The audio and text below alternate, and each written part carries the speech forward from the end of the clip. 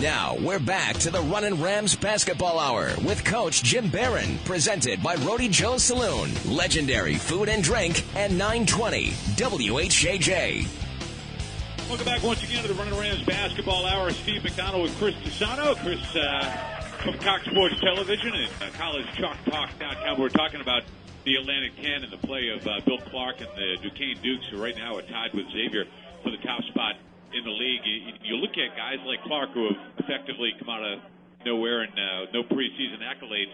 Surprisingly, in the preseason, Justin Harper, no accolades either. First, second, third team, nothing. Here's a guy that a lot of people have pegged for late in the first round, early second round in the NBA draft. And he's out of Richmond, of course. Number 4 in points in the league, number 13 in rebounds. He's got the top spot in field goal percentage and number 2 in three-point percentage. Here's a guy that might go from no preseason accolades to player of the year in this conference. Yeah, it's amazing. Justin Harper's been an outstanding story down at Richmond. Part of the reason why he didn't shine and perhaps not get the accolades in the preseason is because of the presence of guys like David Gonzalez, the off guard, who was such a great sidekick to Kevin Anderson, and then also Ryan Butler as well. But Harper's been outstanding, averaging 26 points per game so far in Atlantic 10 play. The other thing about Harper that a lot of people don't know is he's a very young senior still. He's only 21 years old when he arrived on the campus of the University of Richmond. He was just 17, so it took a little bit of time to mature. He's got an absolute NBA body and unlimited range, and he's just so efficient out there. It makes it look effortless. You saw him a couple weeks ago. Absolutely.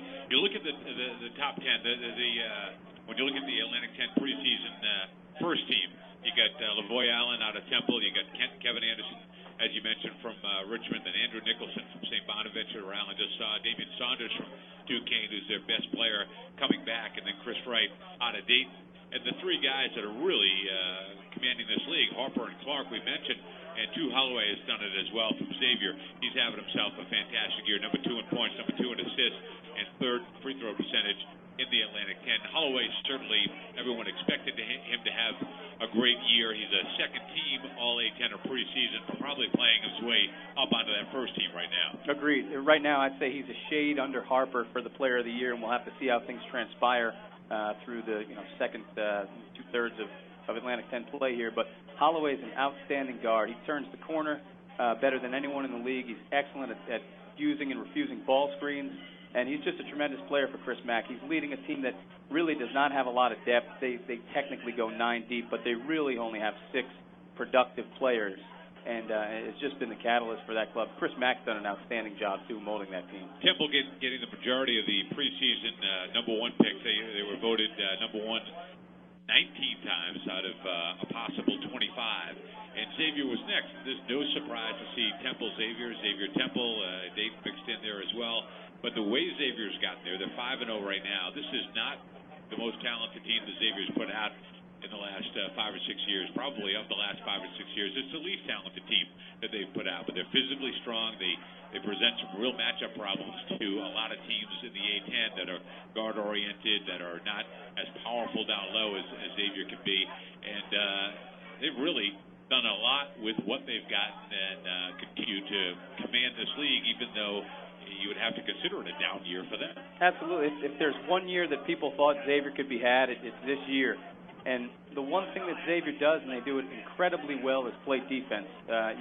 You might not be the most talented offensive team in the world, but if you can always have high defensive effort and intensity, as Xavier does, you're going to keep yourself in ball games. They understand their defensive system, which is a sagging man-to-man defense called the pack line. They play it incredibly well. And they've gotten great contributions from guys like Kenny Freese, who we saw lost about 25, 30 pounds, got himself in shape. He's able to stay out of foul trouble this year so far. And Jamel McClain, who's a very athletic forward down there in the post, too. You know, as surprising as it is to see Duquesne at 5-0, equally surprising to see St. Joe's at 0-5. Phil Martelli, who's had great success in this league, as much success really as any coach has, finds himself with a 20-loss season last year, headed that way this year. Rhode Island went down there and got a win at St. Joe's recently, but they're 0-5 right now, and their overall record is poor. What's happened to the St. Joe's Hawks? They're a very young team right now. Yeah, it's amazing how quickly fortunes can turn, and for Martelli, really what happened was a couple of years ago they missed on a recruiting class. They had some guys like Chris Prescott who would come in. They expected, a lot of good things from him. Bryant Irwin, and that class just didn't pan out. Most of them transferred. Yeah. Both of those two guys that I just mentioned did. Now, as you said, they have restocked. They've got a really, really nice freshman class with C.J. Aiken, Langston Galloway, Darius Quarles. These kids are going to be very good players in a couple of years, but along with Carl Jones, who's a sophomore, very talented scoring guard, they're going to take their lumps this year, and that's what you're seeing. Yeah, and we're talking to Chris Tisano from collegechalktalk.com and also from Cox Sports Television, and we're talking about the Atlantic 10. It's all part of the visit to Rhode Joe's Saloon. We'll be here each and every Monday night for the next 5 Mondays on the Runnin Rams Basketball Hour. Jim Barron will be with us in just a little bit. Pat Clark going to join us as well, and we encourage you to come on down not only on Monday nights, but anytime the Rams are playing at the Ryan Center. Before or after the game, come to Rhode Joe's and enjoy a bite to eat and a beverage. Either head back up to the game after that, or after the game, come on down and hopefully be celebrating a URI victory. So you look at the Atlantic 10. We kind of talked about the highs and the lows with Duquesne and St. Joe's. When you take them out of the equation, who else surprises you this year, either on a positive note or a negative note, as far as where they stand and where you thought they'd be? One team in their record doesn't necessarily show it right now, and it certainly doesn't. They're winless in conference, but Fordham is a much better team this year. Tom Pecora has come over from Hofstra. He's done a very good job. He has that team playing defense and playing it very well. They're still not there from a talent standpoint, but they've been in a lot of games. They led Temple midway through the first half, and even right before the halftime bell, so to speak, the other day. And they're a team that's definitely improving, and they can't be taken for granted anymore. That's one thing about the Atlantic 10. The conference RPI is 8 right now. Everyone's bunched a little bit towards the middle, but those bottom teams, the Fordhams, the St. Bonaventures, they've gotten much better over the last couple of years. And there aren't really games anymore, particularly road games, that you can circle on the schedule and say, hey, we think we're definitely going to get this one. You mentioned the league RPI at 8 right now. They were 7. They dropped to 8. Not a lot of fluctuation from here on in because you're playing each other. So you really got to get what you get in the non-conference. But once you get into conference play, it's hard to make any kind of move there. It is. And right now the Atlantic 10 is, you have two teams. Xavier sits at 27 in the RPI rankings. Temple's at 36. Usually if your RPI is under 40, you're in good position for an at-large bid. You get above 40 and it becomes touch and go. You get a couple teams that are above 40 in Dayton and Richmond. Rhode's somewhere around 78 right now. Dayton's got a huge week this week. They're taking on Richmond tomorrow night on a nationally televised game on ESPNU, and then on Saturday they've got the 5-0 Duquesne Dukes. So this is a potential move week for Dayton, up or down. And Brian Gregory's team, has it right here in front of him to try to take care of business and potentially get into the discussion as that third team around 40 or under 40 RPI. For Dayton, they too were picked ahead of Rhode Island in the preseason polling, but Dayton finds themselves right now with a couple of wins and a couple of losses in the league. But it's the old Dayton story. We were going to win at home, but we have trouble winning on the road. And right now they have just one loss at home this year, but on the road they're playing 500 ball. Yeah, same old story with Dayton. And until they prove they can go out and win on the road, and they went down to Seton Hall earlier in the year in the non-conference sports schedule and won there, but Seton Hall is not exactly what you consider a great road win, and that's an area that Dayton struggled the past really 4 or 5 years. So they're going to need to make hay at some point and win some road games in this league if they want to be taken seriously down the stretch. Temple, the perennial powerhouse, along with Xavier in this league. Fran Dunphy's got them playing some great basketball again. However, this year they've got a couple of losses already. There's a little bit of weakness showing there as well. Still a strong team, still a team that I think you look at the end of the season and say they're going to be right there. I think Temple will be right there. Right now, I think they're struggling with some consistency. And you mentioned him earlier, Steve. Lavoy Allen is one guy who is just not giving them the production that they need from a senior who was one of 10 USA Select members to practice with the USA Select team in the summer. They're not getting the production they need out of him. He's there some games where he'll go for 15 and 11 and make it look extremely easy. And other games, he gets into early foul trouble. He finishes with 6 points and 7 boards. And Temple can't have that. Juan Fernandez has been a little streaky as well, and he's dinged up right now with a bit of a knee injury, so they're taking it easy with him. The only guy that's really brought it the whole year for them has been Ramon Moore, outstanding swingman. He's having a really, really good season, leading them in scoring at about 15, 16 a game. But this is a deep Temple team, a deeper Temple team than we've seen the last few years. So I think they'll get the house in order and be heard from. Now, St. Louis coming up for Rhode Island on Wednesday, and some movement there in their personnel as they get ready for the rest of the year.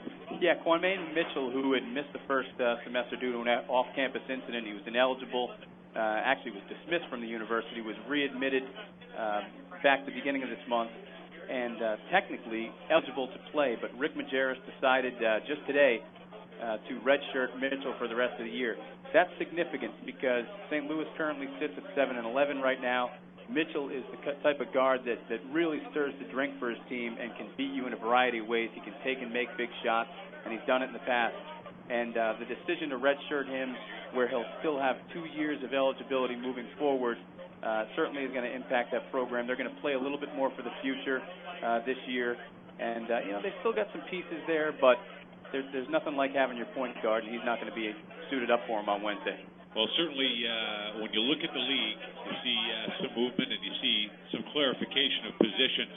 A team like Richmond, many people thought was going to be a pretty powerful team in the league. They've won some good games. They've also taken some difficult losses along the way as well. And Chris Mooney thought to be a hot coach coming into this season after compiling some pretty good seasons at Richmond. Is he a guy that you see getting a job in the offseason, maybe moving to a bigger conference, or what's the future hold for Chris Mooney and any other coach in the league that you can see ready to take that next step or a lateral move or what have you?